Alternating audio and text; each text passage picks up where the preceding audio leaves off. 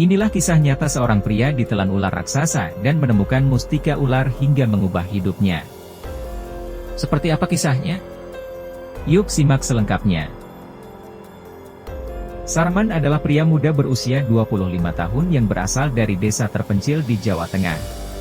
Kehidupannya penuh dengan kesederhanaan, bahkan seringkali berada di bawah garis kemiskinan. Setiap hari, ia harus berjuang keras untuk mencukupi kebutuhan istri dan anak sematawayangnya. Istrinya, Sally, tinggal di kampung untuk mengurus anak mereka yang masih balita. Dengan kondisi ekonomi yang semakin sulit, Sarman memutuskan merantau ke Riau untuk bekerja sebagai pekerja sawit. Ia berharap bisa mengubah nasib keluarganya.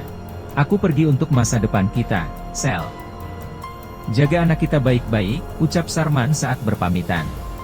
"Mas hati-hati, aku selalu doakan," jawab Sally dengan mata berkaca-kaca. Setibanya di Riau, Sarman bekerja di sebuah perusahaan sawit. Ladang sawit itu luas tak berujung, dan menyimpan banyak cerita mistis. Para pekerja lama sering berbagi kisah tentang suara-suara aneh dan hilangnya beberapa pekerja di tengah kebun. "Kalau sudah maghrib, jangan masuk ke bagian timur. Tanya banyak yang hilang di sana," ujar Pak Usman, seorang pekerja senior. Sarman hanya mengangguk, meski hatinya mulai merasa tak tenang. Hari-harinya diisi dengan kerja fisik yang sangat melelahkan. Ia harus bangun pukul 4 pagi, menyiapkan sarapan seadanya, lalu berangkat bersama pekerja lain ke kebun yang luasnya seolah tak berujung. Dengan parang di tangan, Sarman mulai menebas pelepah sawit yang menjuntai. Keringatnya bercucuran sejak matahari mulai meninggi. Tangan kasarnya penuh luka karena terkadang tersayat duri sawit yang tajam. "Men, hati-hati, pelepah itu berat," seru Parjo, teman sekamarnya yang juga bekerja bersamanya. Sarman hanya mengangguk, menguatkan genggaman pada parang dan melanjutkan tebasannya. Setiap batang sawit yang berhasil ia bersihkan memberi rasa bangga meskipun punggungnya terasa seperti dihantam batu setiap hari. Siang hari adalah ujian terberat. Matahari Riau menyengat, membuat kaos tipis yang ia kenakan basah kuyup. Debu dan serbuk dari sawit menempel di kulit, membuatnya gatal. Namun, Sarman terus berjuang. "Kalau aku malas, anak dan istriku di kampung mau makan apa?" gumamnya dalam hati. Pernah suatu kali, ia hampir pingsan karena dehidrasi. Beruntung, Pak Usman melihatnya. "Men, istirahat dulu. Jangan dipaksa," ucap Pak Usman sambil memberikan air minum. "Terima kasih, Pak. Saya baik-baik saja," balas Sarman, walaupun tubuhnya gemetar. Saat malam tiba, Sarman kembali ke barak dengan tubuh lelah. Mandi dengan air sumur yang dingin, lalu makan nasi dengan lauk seadanya bersama teman-temannya. Walau sederhana, ia merasa kebersamaan itu menjadi penguat semangatnya. Sesekali, ia menelepon Sally di kampung. "Mas capek ya?" tanya Sally lembut. "Iya, Sel. Tapi aku kuat. Aku lakukan ini demi kamu dan anak kita," jawab Sarman dengan suara lirih. Setiap kali mendengar suara istrinya, rasa lelahnya seakan terbayar. Itu menjadi motivasi untuk terus bekerja keras, meskipun tubuhnya seringkali protes. Hari demi hari, Sarman semakin terbiasa dengan kerja keras di ladang sawit. Ia menjadi pekerja yang diandalkan, karena ketekunan dan kegigihannya. Meski banyak cobaan, Sarman tidak pernah menyerah. Bagi Sarman, kerja keras adalah kunci untuk mengubah nasib keluarganya. Suatu hari, Sarman mendengar cerita tentang desas-desus tentang keberadaan ular raksasa di kebun tersebut. Beberapa pekerja mengaku melihatnya melintas di antara pohon-pohon sawit. "Ular itu besar sekali, men. Sekali lilit, manusia bisa habis," bisik Parjo, teman sekamarnya. Sarman hanya tertawa kecil untuk menutupi rasa takutnya. Namun, ia mulai lebih waspada saat bekerja. Suatu sore, ketika Sarman bekerja sendirian di bagian timur kebun, ia mendengar suara gemuruh dari semak-semak. Sebelum sempat lari, tubuhnya dililit ular raksasa. Nafasnya sesak, tubuhnya terangkat ke udara. "Tolong!" teriak Sarman, namun suara itu hanya hilang ditelan rimbunan sawit. Sarman merasa tubuhnya meluncur ke dalam perut ular. Gelap, lembab, dan sesak. Namun, di tengah kepanikan, ia menemukan benda bercahaya di dalam sana. Sebuah batu mustika berkilauan aneh. Ia menggenggam batu itu erat, tiba-tiba ada rasa hangat mengalir ke tubuhnya. Apa ini? Apakah ini pertanda aku bisa selamat? Pikir Sarman. Saat di dalam perut ular, Sarman mendengar suara aneh. Seperti bisikan, namun jelas berbicara padanya. Ambil batu itu. Kau akan diberkahi. Tapi ingat, ada harga yang harus dibayar. Sarman bingung. Ia mulai berdoa memohon keselamatan. Tiba-tiba tubuh Sarman terlempar keluar dari mulut ular. Ia terbaring lemah di tanah, dengan batu mustika masih tergenggam. Ular itu lenyap seakan ditelan bumi. Aku hidup, serunya dengan tangis haru. Ia segera kembali ke barak, namun tak menceritakan peristiwa itu pada siapapun. Sejak kejadian itu, hidup Sarman perlahan berubah. Ia selalu mendapat hasil panen terbaik, pekerjaannya dipuji mandor, dan dalam beberapa bulan ia mendapat promosi sebagai pengawas. Kamu hebat, men. Baru beberapa bulan sudah naik pangkat, ujar Parjo dengan kagum. Namun, Sarman tahu, semua ini mungkin karena batu mustika yang ia simpan. Di satu sisi ia bahagia, namun di sisi lain, rasa khawatir mulai menghantui dirinya. Keberhasilan Sarman memicu kecemburuan para pekerja. Bisik-bisik tentang pesugihan mulai beredar. Cepat benar kayaknya. Jangan-jangan pakai barang gaib, ujar salah satu pekerja. Sarman mendengar itu, hatinya panas, tapi ia memilih diam. Namun, fitnah mulai meluas. Teman dekatnya, Parjo, mulai menjaga jarak. Men, aku tahu kau orang baik. Tapi banyak yang curiga. Kau harus hati-hati, bisik Parjo. Sarman resah. Bahkan, beberapa pekerja mulai menghindarinya.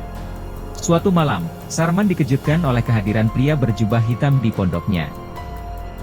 Serahkan batu itu, atau kau akan binasa, ancam pria itu dengan suara dingin. Sarman gemetar. Tiba-tiba, mustika di tangannya bersinar terang. Pria itu berteriak kesakitan lalu lari ke kegelapan. Siapa dia? Apa aku terancam? Sarman tak bisa tidur semalaman. Ia mulai merasa mustika ini lebih dari sekadar keberuntungan. Makin hari, Sarman merasa dihantui perasaan bersalah. Keberuntungan yang ia nikmati terasa janggal. Telepon dengan Sally tak lagi membuatnya tenang. Apa aku salah, Sel? Tanya Sarman. Mas tahu jawabannya. Jangan sampai rezeki kita membawa celaka, jawab Sally lembut. Di ladang, ia makin sering melamun. Bisikan gaib sesekali terdengar. Gunakan untuk kebaikan. Atau kembalikan, suara itu bergema di kepalanya.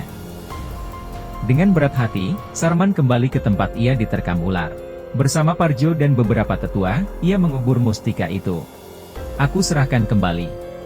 Aku tak mau hidup dengan ketakutan, lirih Sarman. Saat mustika terkubur, angin bertiup kencang. Seakan alam merestui keputusannya, namun, Sarman merasa kekosongan di hatinya.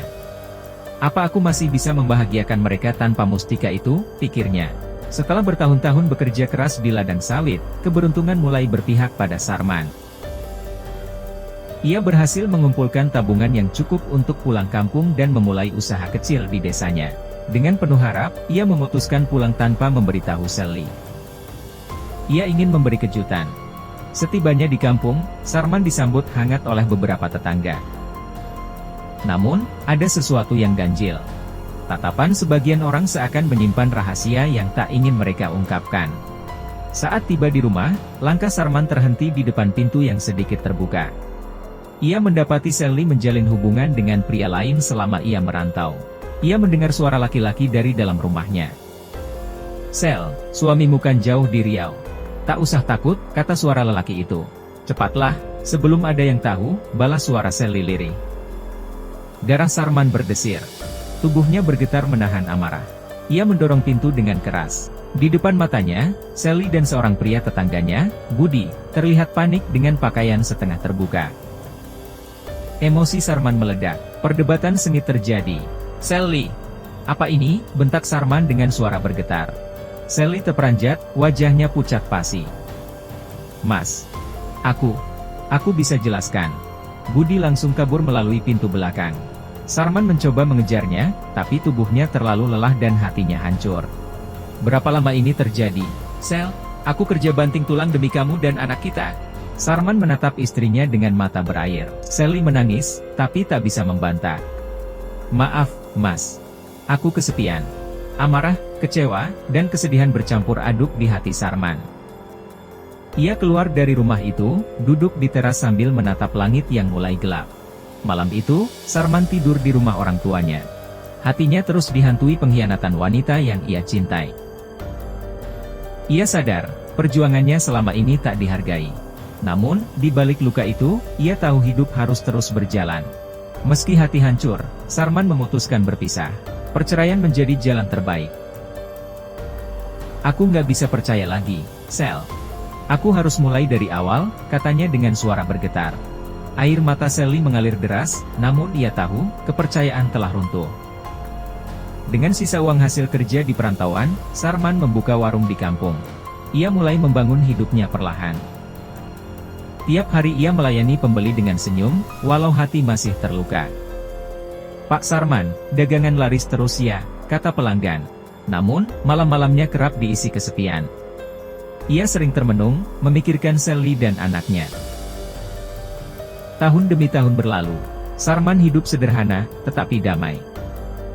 Ia mendidik anaknya sendiri, meski hubungan dengan Sally tetap dingin. Kadang Sally datang menjenguk anak mereka, namun interaksi mereka sebatas formalitas. Mas, aku minta maaf atas semuanya, kata Sally suatu hari. Aku sudah memaafkanmu, Sel. Kita jalani hidup masing-masing, jawab Sarman tenang. Sarman menyadari, harta bukan segalanya. Kehidupan menempanya menjadi pria yang lebih bijak. Ia mengerti arti perjuangan, kehilangan, dan keikhlasan.